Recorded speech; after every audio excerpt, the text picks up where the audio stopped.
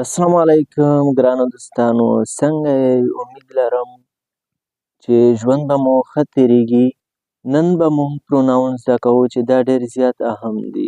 که تاسو پروناون زده نه کړئ نو تاسو نشئ کولی چې جملې جوړې کړئ.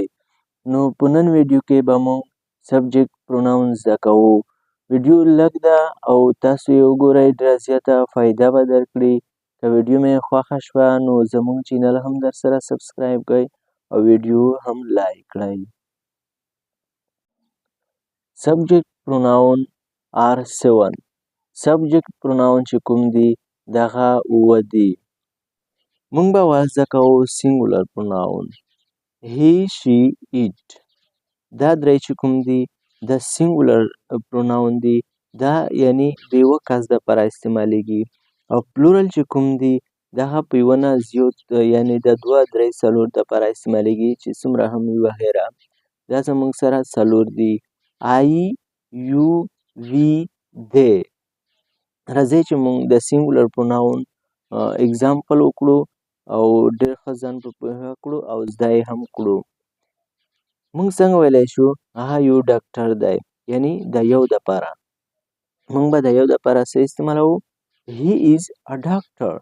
He is a doctor. هغه یو ډاکټر دی. اوس دوم نمبر چې کوم ده هغه شي ده. شي د ښځو دپاره استعمالیږي. یعنی موږ به داسې څنګه ویلی شو؟ هغه یو نرسه ده. موږ به داسې وایو په انګلیش کې She is a nurse. She is a nurse. هغه یوه نرسه ده. اوس زموږ سره دی ایټ. ایټ د بېجان شیانو دپاره استعمالیږي. دا یو موټر دی. موږ به دا په انګلیش کې څنګه وایو؟ It is a car. It is a car.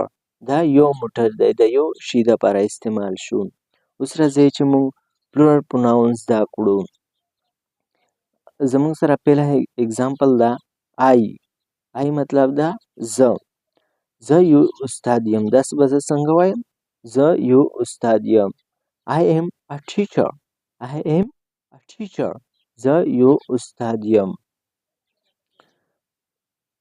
اوس زموږ سره ده یو. یو مطلب ده ته. موږ به داسې څنګه وایو؟ ته یو شاګرد یې. You are a student. You are a student. ته یو شاګرد یې. اوس زموږ سره ده وی. وی. موږ به داسې څنګه وایو؟ موږ ډاکټران یو. وی مطلب ده موږ. موږ به داسې وایو په انګلیش کې We are doctors. We are doctors. موږ ډاکټران یو. دی. دی هم د جمع دپاره استعمالیږي. موږ به داسې څنګه وایو؟ هغوی زما ملګري دي. په انګلیش کې به موږ داسې وایو They are my friends. They are my friends. هغوی زما ملګري دي. ګران دوستانو، زموږ سره نن پروناون و. تاسو پریکټس به وکړئ. که ویډیو مو خوښه شوې وي ویډیو لایک کړئ او زموږ چینل هم درسره سبسکرایب کړئ. اباد اوسئ. مننه.